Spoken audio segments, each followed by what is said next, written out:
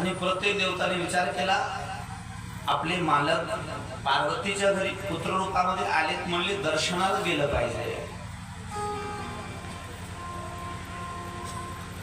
जर दर्शनाला नाही गेलो तर मालक नाराज होतील, रुष्ट होतील, म्हणून प्रत्येक देवता गणपतीचं दर्शन करण्याकरता जन्म झाल्याबरोबर प्रत्येक देवता दर्शनाकरता निघाले. ब्रह्मा, विष्णू,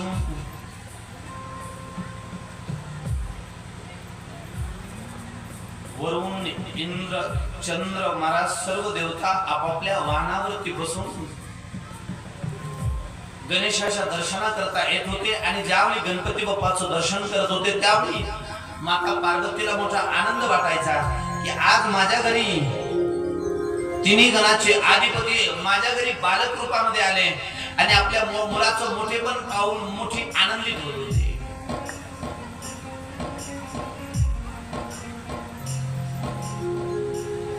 प्रत्येक देवता येत आहेत, सुंदर स्तुती करतायत, हार घालतायत, फुलं टाकतायत. त्यावेळी पार्वतीला मोठा आनंद झाला आणि बराच वेळ असा गेला की पार्वती प्रत्येक देवताचं निरीक्षण करत होते.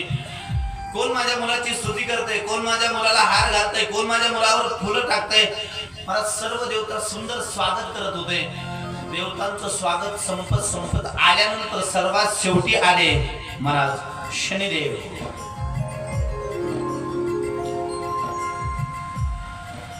आणि शनिदेव महादेव गणपती जवळ आल्याबरोबर शनिदेवाने गणपतीकडे पाठ केली.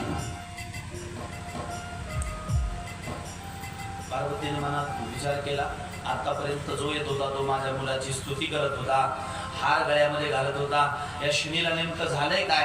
आज माझ्या मुलाकडे आलाय आणि माझ्या मुलाकडे पाठ करून उभा राहिलाय.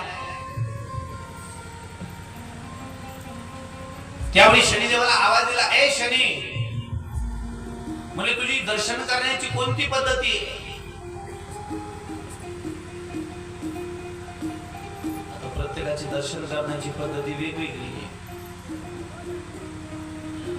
माता मावल्यांची दर्शन करण्याची पद्धती वेगळी आहे, पुरुष मंडळीची पद्धती वेगळी आहे.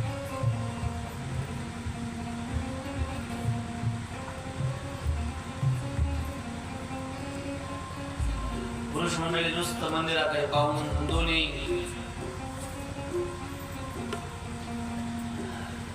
देवाला जाता जाता सांगतात, अजून इथंच आहे. महादेव म्हणतात इथंच राहा, येऊ नको जवळ. स्त्री ज्यावेळी मंदिरामध्ये जाते त्यावेळी ती दर्शन करताना डोकं ठेवणार, अति नम्रतेने दर्शन घेणार. स्त्रीचं दर्शन घेण्याची पद्धती वेगळी आहे. कुंकू नको लावू म्हणलं तरी मला लावणार. रोज कथेला आहे, रोज ऐकते तरी 2-3 बोट लावणार.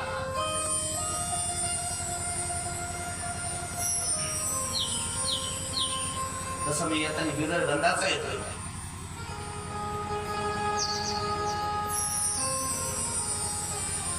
एका बोटाने समाधानच नाही मला, 2-3 बोट लावणार म्हणजे लावणार.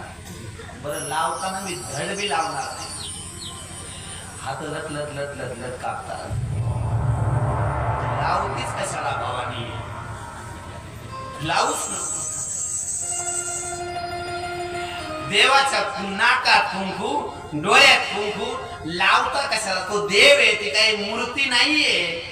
लावताना अति प्रेमाने आपल्याला गंध लावताना 100 वेळा आरशात पाहता. नाकार पडलं कान, इकडं तर नाही गेलं, तिकडं तर नाही गेलं, नखरे.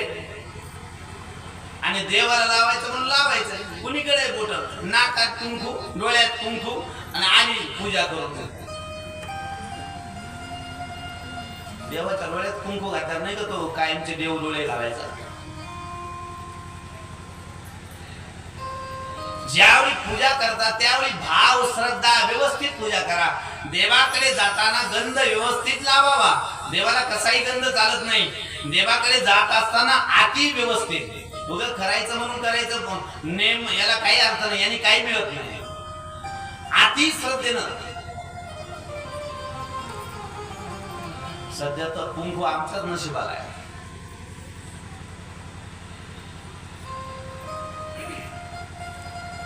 हात जोडून विनंती, कुंकू लावणं बंद करा. भस्म लावीत जा त्रिपुंड. महादेवाच्या भक्ताने भस्म लावावा. महाराज पांडुरंगाच्या भक्ताने बुक्का लावावा. दत्त भक्ताने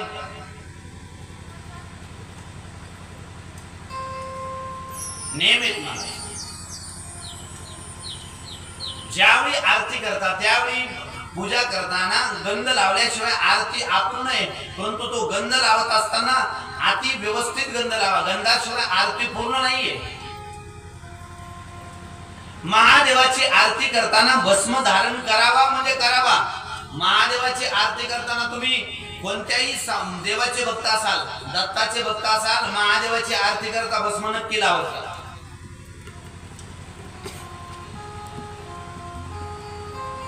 रामाचे भक्त राहा, कृष्णाचे भक्त राहा, पांडुरंगाचे भक्त राहा, महादेवाची पूजा करताना भस्म पाहिजे म्हणजे पाहिजे. आम्ही तर तुम्ही देव वाटून घेतले.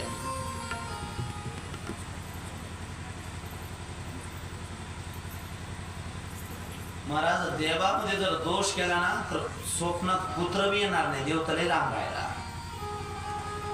महादेवाला राम अति आवडीचे.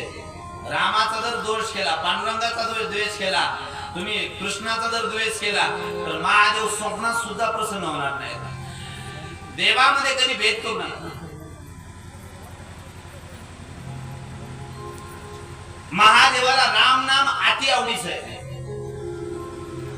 पुराणात वर्णन आलं, ज्यावेळी तुम्ही पांडुरंगाचे भक्त आहात, रामाचे भक्त आहात, कृष्णाचे भक्त आहात, त्यावेळी जर तुम्ही रुद्राक्षाच्या माळीवर जप केला तर एक माळ जपल्यानंतर मला 100 माळी जपल्याचं पुण्य मिळत आहे. नुसतं रुद्राक्षाच्या माळीवर जप केला. आणि म्हणले मी महादेवाचा भक्त आहे. महादेवाच्या भक्ताने तुळशीच्या माळीवर ओम नमः शिवाय जप केला तर एक माळ जपल्यानंतर 100 माळी जपल्याचं पुण्य मिळते. किती? 100 माळी.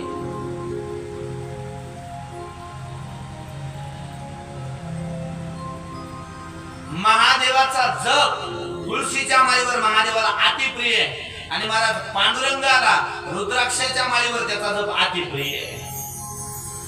म्हणून देवाच्या जपा करता, देवाच्या पूजा करता कधी मनामध्ये हा भाव येऊ देऊ नका की मी महादेवाची भक्त आहे, मी कृष्णाची कशी पूजा करू. बिलकुल पूजा कर.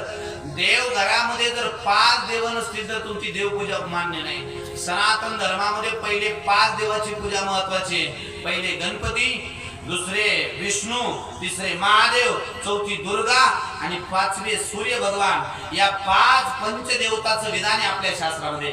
5 देवाची पूजा.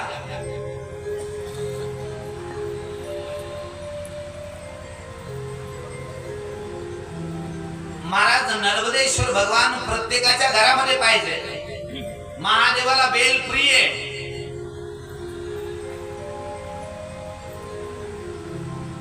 महादेवाला तुळशी सुद्धा अर्पण केल्यानंतर काही पाप लागत नाही. तुळशी अर्पण महादेवाला करू शकता. तुळशी फक्त गणपतीला जमत नाही.